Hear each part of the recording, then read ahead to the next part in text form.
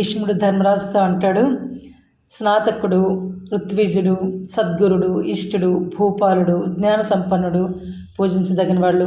ఈ ఆరుగురిలో సద్గుణాల చేత ఎవరు అధికుడు అలాంటి వాడిని ఒక్కడిని పూజించమని అంటాడు. దానికి ధర్మరాజు అంటాడు, అటువంటి వాడు ఎవరో నాకు తెలియచెప్పు అన్నాడు. ఇంతవరకు మనం ముందే ఆడియోలో చెప్పుకున్నాం.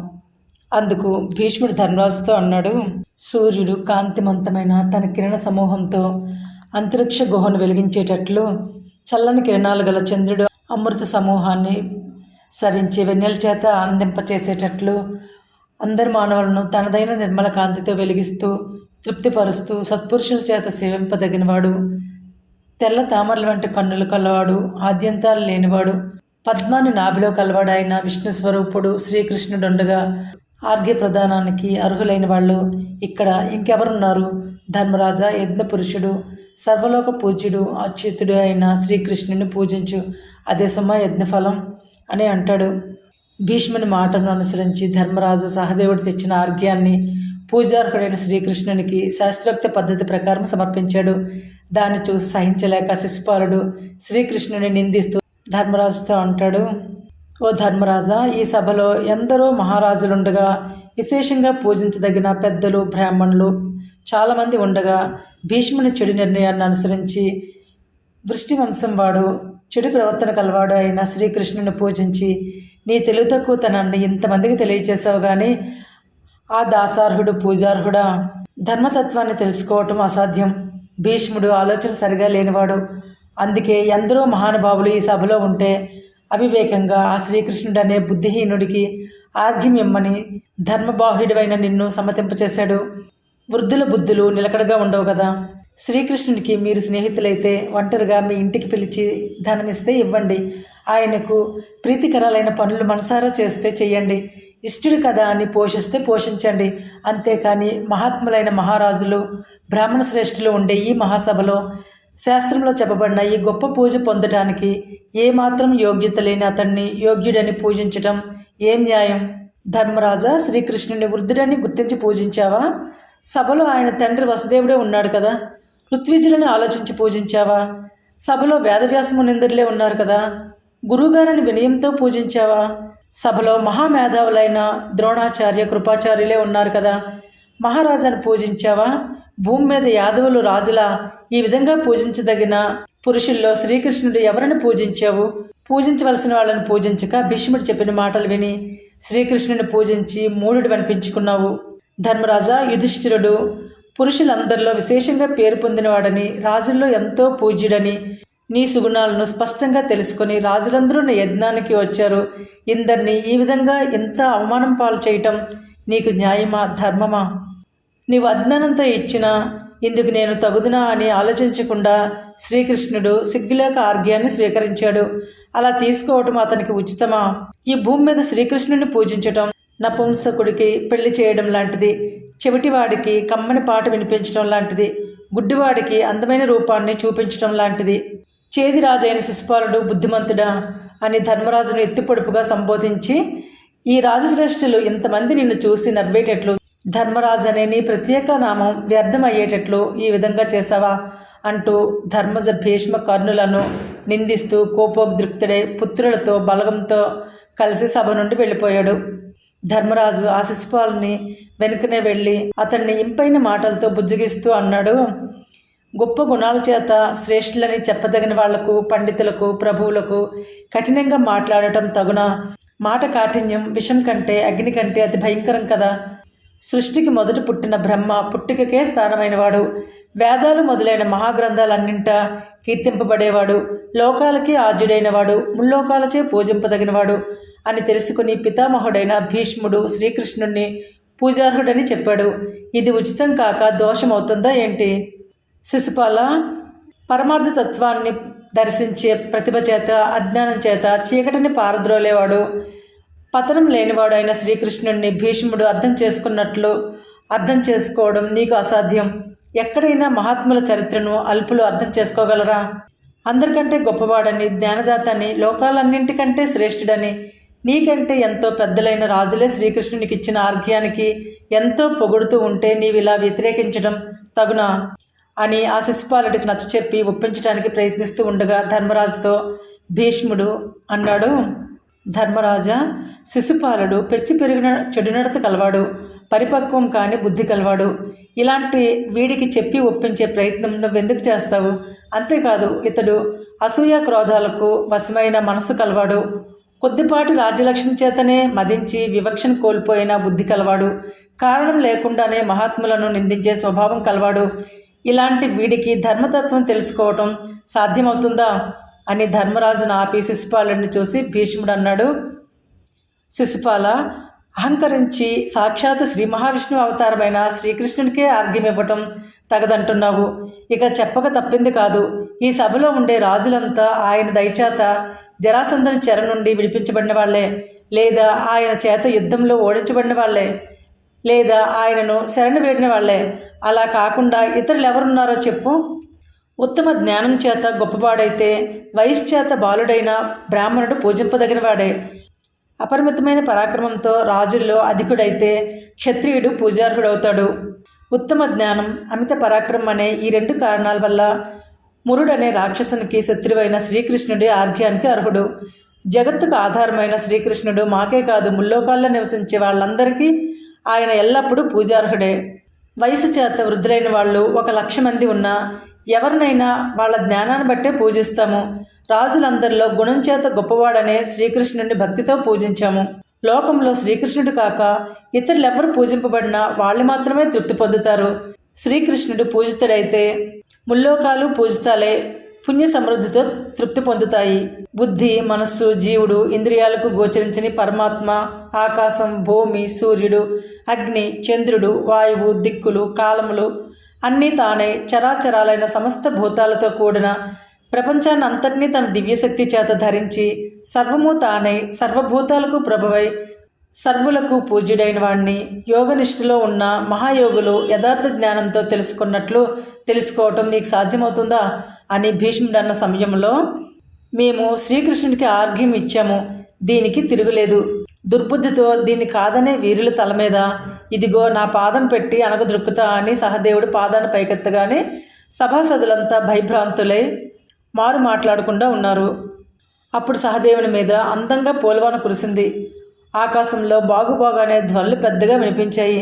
సభాసదులంతా ఆశ్చర్యంతో కలత చెందారు. కలహబంధుడైన నారదుడు తన సమాచారాన్ని, కృష్ణార్జునాన్ని చాలాసార్లు చూస్తూ ఆనంద నృత్యం చేశాడు. అప్పుడు శిశుపాలుని సేనాపతి సునీతుడు అనేవాడు చాలా కోపంతో కఠినంగా మాట్లాడుతూ రాజులందరినీ ఒకటిగా కూర్చుకొని శిశుపాలుని అనుమతితో యుద్ధానికి సిద్ధమయ్యాడు.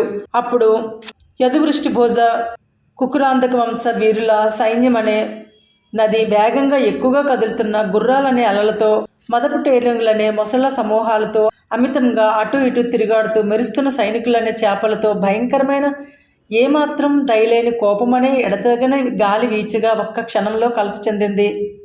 అలా అందరి రాజుల్లో ఏర్పడిన అలజడిని చూసి భయము, వేగిరిపాటు అలుముకున్న మనసుతో ధర్మరాజు భీష్ముడితో అన్నాడు, పితామహ, భూమి మీద రాజులంతా ప్రళయకాల సముద్రాల్లా కలత చెందారు. రాజసూయ కార్యక్రమానికి విఘ్నం కలగకుండా, ప్రజలకు కీడు పుట్టకుండా నువ్వు వెంటనే ఈ రాజులందరికీ మనశ్శాంతి కలిగించు అని అన్నాడు. భీష్ముడు ధర్మరాజుతో అన్నాడు, రాక్షసులను జయించినవాడు, జయించు సాధ్యం కాని పరాక్రమం కలవాడు, శ్రీ మహావిష్ణు స్వరూపుడు అయిన శ్రీకృష్ణుడు ఈ రాజసూయాన్ని చేపట్టి రక్షిస్తుండగా ఇతరులను యజ్ఞానికి చెరుపు చేయగలరా? శ్రీకృష్ణుడు కోపగించుకుని చూస్తే చాలు శిశుపాలునికై యుద్ధం చేయటానికి సిద్ధంగా ఉండే ఈ రాజులంతా ఒక్క క్షణంలో యమలోకానికి వెళతారు. భీకర పోరాటంలో శిశుపాలుని పొగరు ఇప్పటికిప్పుడే అణిగిపోతుంది. కుక్కలు మిక్కిలి ఎక్కువ సంఖ్యలో ఉన్న ఏనుగు కుంభస్థలాన్ని చీల్చగల మహాకఠినాలైన గోళ్ల చివరలు గల సింహం మీద మురిగి ఏం చేస్తాయి? సింహం వంటి మహాపరాక్రమశాలి అయిన శ్రీకృష్ణుని సంగతి తెలియని వాళ్ళెవరు అనిన భీష్ముని మాటలు శిశుపాలునికి కోపాన్ని కలిగించాయి. ఈ ముసలి వెర్రి భీష్ముడు ఈ గుణహీనుడైన శ్రీకృష్ణుణ్ణి పరమేశ్వరుడని పొగిడాడు. ధర్మతత్వాలు ఈ పాండవులకు తనకే తెలిసినట. గౌరవార్హుడు గాని ఈ భీష్ముడు మెత్తగా మాట్లాడుతూనే అందరినీ అవమానించాడు అని ఆ కురు పితామహుణ్ణి చురచురా చూసి బలగర్వితుడైన శిశుపాలుడు కోపంతో ఇంకా ఇలా అన్నాడు, తప్పనిసరి ధర్మనందనుడు నిన్ను ఆధారం చేసుకుని ఆర్గ్యం ఇవ్వడానికి శ్రీకృష్ణుని స్వీకరించాడు. ఓడతో కట్టిన ఓడల గౌరవాన్ని కోల్పోయి తూలాడు. ఈ సభలో ఉన్న రాజులందరినీ నీవెప్పుడు బెదిరించావు? ఎక్కడైనా నీ వంటి దుర్మార్గులున్నారా? ఈ రాజులంతా అంత ధైర్యం లేని వాళ్ళ? పూతన అనే ఆడదాన్ని చంపటము, కాలి దెబ్బతో ప్రాణం లేని బండిని పడతోయటం, ఏమాత్రము సారం లేని చెట్లను గర్వంతో విరవటము, పుట్ట అంత చిన్న కొండను ఎత్తుకొని వీడి బలవంతుడు అనిపించేటట్లు 7 రోజులు ఉండడము, ఎద్దును చంపటము అనే శ్రీకృష్ణుని పరాక్రమాలు పొగుడుతున్నావు. నీ నాలుక ఒక్కటే అయినా అది 100 చీలికలుగా చీలాలి. అట్లయితే గాని అతన్ని బాగా పొగడ్డానికి సరిపోవు. ఆ కృష్ణుని విషయాలన్నీ నాకు తెలుసు. ఏ విషయంలో వాడు ఆర్గ్యమివ్వటానికి తగినవాడయ్యాడో చెప్పు. స్త్రీలను, గోవులను, బ్రాహ్మణులను, అన్నం పెట్టిన వారిని, నమ్మిన వాళ్ళని చంపటం మహాపాపమని పెద్దలు చెబుతారు. అటువంటి పాపాల్లో గోవిందుడు స్త్రీవధను, గోవధను చేశాడు. నీకేదో గొప్పగా ధర్మం తెలిసినట్లు అలాంటి పాపాలు చేసిన కృష్ణునికి ఆర్గ్యం ఇప్పించావు. అంతేకాదు మరొకరిని ప్రేమించిన అంబ అనే కన్యకను నువ్వు అపహరించి తెచ్చావు. ఆ సంగతి తెలిసి ధర్మం తెలిసిన నీ తమ్ముడు విచిత్రవీర్యుడు ఆమెను విడిచిపెట్టాడు. ధర్మానికి దూరమైన చరిత్ర కలవాడా? సంతానం లేకపోవటం అనే అధర్మము అందరి చేత నిందింపబడుతూ నీలో ఉంది కదా. అలాంటప్పుడు నీ ఆజ్ఞను జనులు ఎట్లా శిరసా వహిస్తారు? పూర్వం ఒక ముసలిహంస సముద్ర తీరంలో నివసిస్తూ ధర్మాధర్మాలను గూర్చి చెప్తూ ధర్మ మార్గంలో నడుచుకుండని పక్షులన్నింటికీ ఉపదేశిస్తూ జీవహింస మాని తపస్సు చేసుకుంటూ ఉండేది. సముద్రపు నీట తిరిగాడే పక్షులన్నీ ఆ ముసలిహంసకు రుచికరాలైన ఆహార పదార్థాలు తెచ్చిపెడుతూ తమ గుడ్లను దాని దగ్గర దాచిపెట్టి ఒకరోజు దూర ప్రాంతానికి ఆహారానికే వెళ్ళాయి. ముసలిహంస ఆ గుడ్లను తినటం ఒక పక్షి చూసి తక్కిన వాటికి చెప్పింది. ఆ పక్షులన్నీ చాలా దుఃఖించి ఆ ముసలిహంసను చంపేశాయి. అలాగే నువ్వు కూడా అధర్మ మార్గాన్ని నడుస్తూ ధర్మబోధ చేసి కౌరవులకు కీడి కలిగిస్తున్నావు. శ్రీకృష్ణుడు లోకప్రసిద్ధంగా అత్యధిక బల సంపదతో రాజులందరినీ ఓడించాడని మనసారా పొగిడావు. ఆ శ్రీకృష్ణుని బలం, గొప్పతనం నాకు తెలియనివా? అందరు రాజులకు భయాన్ని కలిగించేవాడు. బృహద్రథుని పుత్రుడు అయిన జరాసంధుడిని యుద్ధంలో ఎదుర్కోలేక విపరీత భయంతో ఈ శ్రీకృష్ణుడు బ్రతుకు జీవుడా అని 10 సార్లు పరిగెత్తిపోలేదా? మహాబలసంపన్నుడు, ఎంతగానో బ్రాహ్మణుల మేలు కోరినవాడు అయిన ఆ జరాసంధుడిని బ్రాహ్మణ వేషంలో భీమార్జునుల్ని సహాయులుగా చేసుకొని చంపాడు. వీటినన్నింటినీ శ్రీకృష్ణుని వీరకృత్యాలుగా అలసట లేని మాటలు కలవాడివై బట్టువాని వలె పొగుడుతున్నావు. పొగడదలుచుకుంటే మంచి గుణాలు కల కర్ణ, శల్యుల వంటి వీరులున్నారు. పొద్దుపోవటానికి వాళ్ళను పొగుడుతూ ఉండరాదా? గాంగేయ, ఇతరులను పొగడటం, నిందించడం, తనను తాను పొగుడుకోవడము, నిందించుకోవడము పెద్దలు చేయదగిన పనులు కావని ప్రాచీనులైన మహర్షులు చెప్పారు కదా అని కఠినాక్షరాలతో కూడుకున్న మాటలతో దూషిస్తున్న ఆ శిశుపాలుని చూసి ఓర్చుకోలేక భీముడు చాలా భయంకరమైన రూపంతో కోపించగా భీష్ముడు శిశుపాలుని చరిత్రను ఇలా చెప్పసాగాడు. ఈ దుర్మార్గుడైన శిశుపాలుడు చేది వంశంలో సాత్వతి దమఘోషులకు పుట్టాడు. పుడుతూనే ఇతనికి 4 భుజాలు, నొసట కన్ను, గాడిద కంఠధ్వనితో ఏడ్పు వచ్చాయి. తల్లిదండ్రులు అది చూసి భయపడ్డారు, ఆశ్చర్యపోయారు.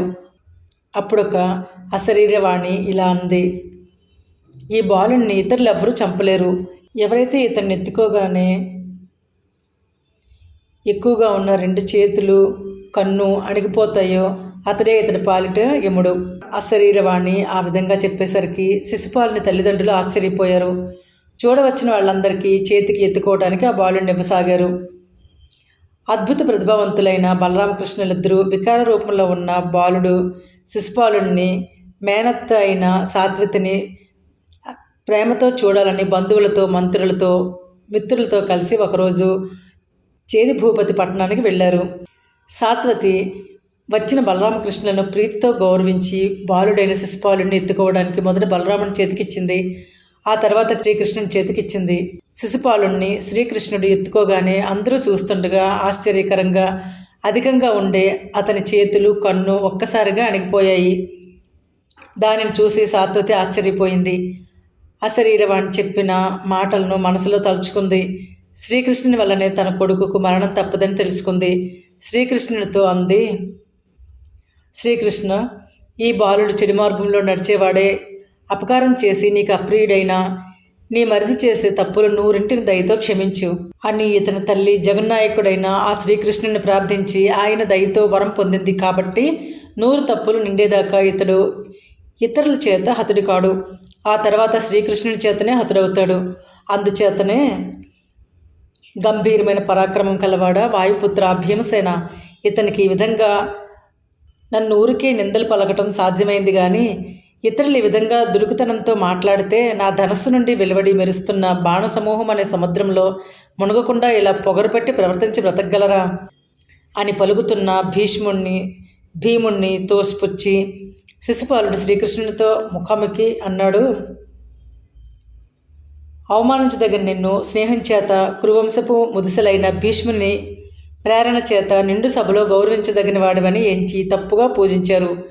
కేశవ, అవివేకులైన ఆ పాండవులు నీ మీద మోహంతో మతి కోల్పోయిన ఈ భీష్ముడు నువ్వు నాతో యుద్ధం చేయడానికి సిద్ధం కండి అని శిశుపాలుడు గర్వంతో మాట్లాడగా చక్రధారైన శ్రీకృష్ణుడు సమస్త రాజసమూహం వినేటట్లు అన్నాడు.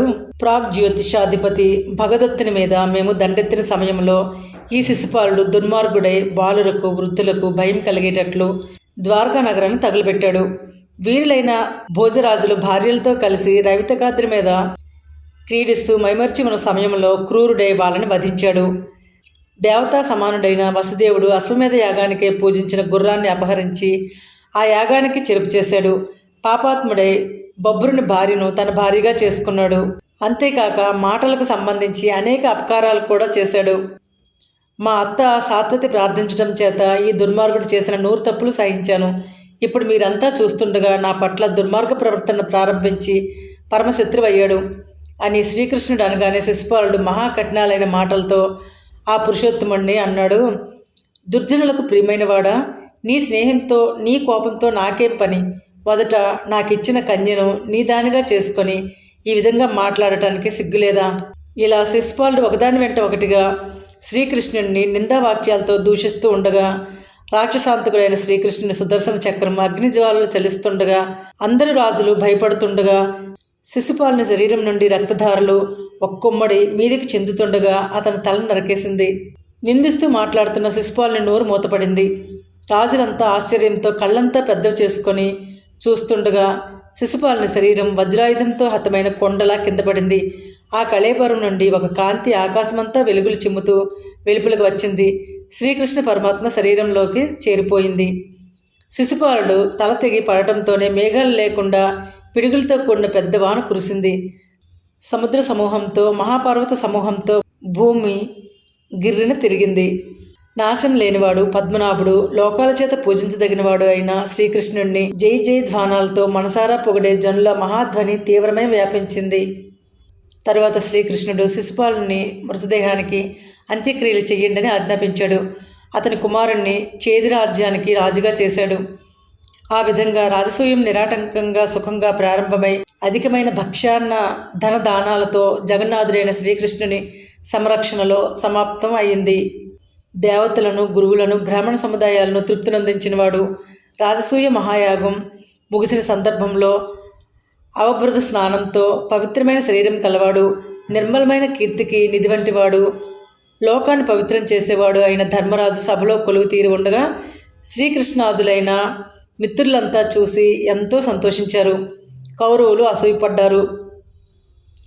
ఈ విధంగా గొప్ప ఐశ్వర్యంతో ఉండే ధర్మరాజు దగ్గరకు చేరి వివిధ దేశాల నుండి వచ్చిన రాజులు అన్నారు, విద్వజ్జనులు అనే ఆకాశానికి సూర్యుని వంటివాడా, ఓ ధర్మరాజా, లోకం అంతా కీర్తించే సామ్రాజ్యంతో వెలుగుతూ లెక్కక మిక్కిలైన సుగుణాలతో కూడిన ధర్మ ప్రవర్తనతో రాణిస్తూ అన్ని రాజవంశాల్లో నీ ఆజామీఢ వంశమే అధికంగా ప్రకాశించింది. మేము నీ రాజసూయ యాగ మహోత్సవాన్ని చూసి నువ్వు చేసిన సన్మాన గౌరవంతో ధన్యులమయ్యాము. ఇక మా దేశాలకు వెళ్ళి వస్తాము అని సెలవు తీసుకుని వెళ్ళారు. అప్పుడు ధర్మరాజు ఆజ్ఞాపించగా భీమసేనుడు భీష్మ ధృతరాష్ట్రులను, అర్జునుడు ద్రుపదుణ్ణి, నకులుడు శల్య సుబలులను, వాళ్ళ కుమారులను, సహదేవుడు కృప ద్రోణ అశ్వత్థామలను, దృష్టద్యుమ్నుడు విరాట భగదత్తులను, అభిమన్యుడు ఉపపాండవులు పర్వత దేశాల రాజులను సాగనంపారు. ఆ తరువాత గుణాల చేత గొప్పవాళ్ళైన బ్రాహ్మణోత్తములంతా ఎడతెగని ధనదానాలతో తృప్తి పొంది గౌరవించదగిన గుణాలు కలవాడైన ధర్మరాజును దీవించి తమ తమ ఇళ్లకు వెళ్ళారు. శ్రీకృష్ణుడు కూడా పాండవులందరికీ ఒకరి తర్వాత ఒకరికి వీడ్కోలు చెప్పి ద్వారవతి నగరానికి వెళుతూ ధర్మరాజుతో అన్నాడు, ధర్మరాజా, అన్ని ప్రాణులు, మేఘుణ్ణి, పక్షి సమూహం, చాలా ఫలాలున్న వృక్షాన్ని, దేవతలు, దేవేంద్రుణ్ణి ఎప్పుడు ఆశ్రయించి జీవిస్తున్నట్లు బంధువులందరూ నిన్ను ఆశ్రయించి బ్రతికేలా గొప్పగా మనుగడ సాగించు. అంతేకాక ఎటువంటి ఏమరపాటు లేకుండా ప్రజలందరినీ రక్షించు అని శ్రీకృష్ణుడు అనగా ధర్మరాజు అన్నాడు, భూభారాన్ని వహించిన ఓ శ్రీకృష్ణ, నీ దయతో ఈ యజ్ఞం ఎంతో మనోజ్ఞమై నిర్విఘ్నమై శోభాయమానంగా ముగిసింది. లోకంలో రాజులంతా నమస్కరించటం వల్ల వచ్చిన కీర్తితో నేను ప్రసిద్ధుడయ్యాను. నా వంశం కూడా మంచి గుణాలకు నిలయమై నిర్మలమై ప్రకాశించింది. నువ్వు ద్వారకా నగరంలో ఉన్నప్పటికీ ఇక్కడి మా యోగక్షేమాలు విచారించు. దూరంగా ఉన్నా నువ్వు మాకెప్పుడు దగ్గరవాడవే. నిన్ను విడిచి నిమిషం కూడా ఉండలేము అంటూ ధర్మరాజు ఎంతో కష్టం మీద శ్రీకృష్ణుని ప్రయాణానికి అంగీకరించాడు. ఆ తరువాత సాత్వత వంశశ్రేష్ఠుడైన శ్రీకృష్ణుడు వాయువేగం గల గుర్రాలు, బంగారుతో, రత్నాలతో చిత్రమైన గరుడ ధ్వజము, మేఘగర్జన లాంటి శబ్దం కలిగి దారుకుడు సారథిగా ఉన్న దివ్యమైన కాంచన రథాన్ని అధిరోహించి ఆ క్షణమే ద్వారకకు బయలుదేరి వెళ్ళాడు. ధర్మరాజు తమ్ముళ్లతో కూడా నడిచి వెళ్ళి భక్తిభావంతో శ్రీకృష్ణుని సాగనంపాడు. పాండవులు శ్రీకృష్ణుని రథం వెంట వెళ్ళి కంటికి కనిపించినంత దూరం చూసి ఆవల చూపులకు బదులు మనస్సును పంపి అతి కష్టం మీద ఆయనను సాగనంపి దీనిలో తిరిగి వచ్చారు. దుర్యోధనుడు, శకుని మైసభా విశేషాలు చూడాలన్న కుతూహలంతో ఇంద్రప్రస్థంలోనే కొన్ని రోజులు ఉన్నారు. ఒకరోజు దుర్యోధనుడు ఒక్కడే ఆ మైసభ యొక్క అపూర్వ సౌందర్యానికి ఆశ్చర్యపడి అందుండే ఆయా ప్రదేశాలు తిరిగి చూడటం ప్రారంభించాడు. ఒక చోట తెరిచిన ద్వారాన్ని మూసిన దానినిగా తలచి ముందుకు వెళ్ళక వెనుతిరిగాడు. మరొక చోట మూసిన ద్వారాన్ని తెరిచిన దానిగా తలచి ముందుకు పోబోయి నొసలు కొట్టుకున్నాడు. సమతల ప్రదేశాన్ని ఎత్తైన స్థలంగా తలచి ఎక్కబోయాడు. ఒక చోట నీలపురాళ్ల కాంతులు కప్పిన మణిమయ ప్రదేశాన్ని నీటి మడుగుగా భ్రమించి కట్టుకున్న బట్టలో ఎగపట్టుకొని నడిచాడు. మరొక చోట స్ఫటికపురాళ్ల కాంతులు కప్పిన నీటి మడుగును నేలగా తలిచి ముందుకు నడిచి కట్టుబట్టలు తడుపుకొని వెనుతిరిగాడు. అతను చూసి ద్రౌపదితో పాటు పాండవులు కూడా నవ్వారు. దుర్యోధనుని కట్టుబట్టలు తడిచిన స్థితిని చూసి ధర్మరాజు అతనికి మంచి వస్త్రాలు, ఆభరణాలు, తన ప్రేమ ప్రకటమయ్యేలా భీమసేనుని చేత ఇచ్చి పంపించాడు. ఆ విధంగా దుర్యోధనుడు మైసభ వల్ల మోసపోయి అవమానం పాలైనందుకు సిగ్గుపడ్డాడు. పాండవుల్ని వదిలి హస్తినకు వెళ్ళాడు. ధర్మరాజు రాజసూయం అతనికి అసూయ కలిగించింది. అందువల్ల అందరి మనసులకు, కళ్ళకు ఆనందాన్ని కూర్చిన ఆ మైసభ వైభవం అతని మనస్సుకు, కళ్ళకు నిప్పుమంట అయింది. అమితంగా అతన్ని దహించింది. దుఃఖంతో కుమిలిపోయాడు. వేసవి వేడికి నీళ్ళెంకి తరిగిపోయిన నీటి మడుగులా కృషించి మాలిన్యం గల బంగారాన్ని బాగా కాలిస్తే అది నలుపెక్కి ఎంతగా తన రంగును కోల్పోతుందో, మనోవేదన అనే నిప్పు వేడి చేత దుర్యోధనుని శరీరం అంత కళావిహీనమైంది, కృషించింది. కౌరవ కులానికి అపకీర్తి కలిగించే దుర్యోధనుడు రాజ్య వ్యవహారాలు చూడటం మాని స్నేహితులను కలవటానికి కూడా ఇష్టపడక పాపపు పని చేయటంలో పట్టుగా బుద్ధి నిలిపాడు. ఈ విధంగా ఏ సుఖం అనుభవించడానికి ఇష్టం లేనివాడై ఎవరితో కూడా మాట్లాడకుండా ఉండే ఆ దుర్యోధనుని చూసి శకుని అన్నాడు, దుర్యోధన, ఇన్ని రోజులుగా నువ్వు నాతో ఎందుకు మాట్లాడటం లేదు? ఎందుచేత నీ ముఖము ఈ విధంగా వేడి నిట్టూర్పులతో మలినమైపోయింది? నీ దుఃఖ కారణాన్ని నాకు చెప్పు. నేనుండగా నువ్వు చింతించడం ఎందుకు? భూమి మీద రాజులంతా నీ స్థిర పరాక్రమం చేత అణచివేయబడిన వాళ్లే కదా, ఇంతగా నువ్వు దుఃఖించడం ఎందుకు అని అనగానే ఆ శకునితో దుర్యోధనుడు అన్నాడు, నువ్వు కూడా చూసావు కదా, ఏ యుగంలో కూడా అలాంటి సభ ఉన్నట్లే వినలేదు. భూమండలంలో అది అపూర్వము, అన్ని విధాలా రమణీయము. కోరిన సుఖాలన్నీ ఇచ్చే ఆ సభను ఆ మహాత్ముడు ధర్మరాజు ఏ విధంగా పొందాడో కదా. సూర్యతేజుడైన ధర్మరాజు దాన్ని పొంది ఈ లోకంలో ఎంత గౌరవం పొందిన భాగ్యం కలవాడయ్యాడు. భూమి మీద ఎంతో పేరు పొందిన రాజులంతా చాలా భయపడి ధర్మరాజుకు వైశ్యుల్లా లొంగిపోయారు. విపరీత ధన సమూహాలు కప్పాలుగా తెచ్చి ఇచ్చారు. అందువల్ల ఆ కుంతీదేవి పెద్ద కొడుకుకు చక్రవర్తిత్వం ఏర్పడింది. పాండవుల పరాక్రమం అన్ని వైపులా వ్యాపించింది. యాదవుడైన శ్రీకృష్ణుని చేతి చక్రం భయంకరమైన శిశుపాల శిరస్సును ఛేదిస్తే ఎంతో ప్రసిద్ధులు, వీరులు అయిన రాజులు ఆ శ్రీకృష్ణుని ముందు జై జై శబ్దాలు చేశారు. కానీ అతని ఆ వీరకృత్యాన్ని ఎదిరించడానికి ఏ ఒక్కరూ సమర్థులు కాలేకపోయారు. సాటిలేని పరాక్రమంతో సంపాదించిన గొప్ప సంపదలతో అంతకంతకు అధికమవుతున్న పాండవుల ఐశ్వర్యం నాకు సహించరానిదిగా ఉంది. ఓ మేనమామ శకుని విను. అభిమానధనుడైన రాజు దాయాదుల అభివృద్ధిని తన తగ్గుదలను సహించగలడా? ఏం చేద్దాం? పాండవుల సంపదను ఏ విధంగా దోచుకోవడానికి సాధ్యమవుతుందో చెప్పు అని దుర్యోధనుడు అనగా శకుని అన్నాడు, దుర్యోధన, పాండవుల సంపదను అపహరించే పనికి ధృతరాష్ట్రుని అనుమతి పొందితే నీ ఉద్దేశానికి తగిన ఐశ్వర్యం ప్రియమారా మనకు సమకూరుతుంది అని శకుని అప్పుడు దుర్యోధనుడిని వెంటబెట్టుకుని ధృతరాష్ట్రుని దగ్గరికి తీసుకువెళ్ళాడు.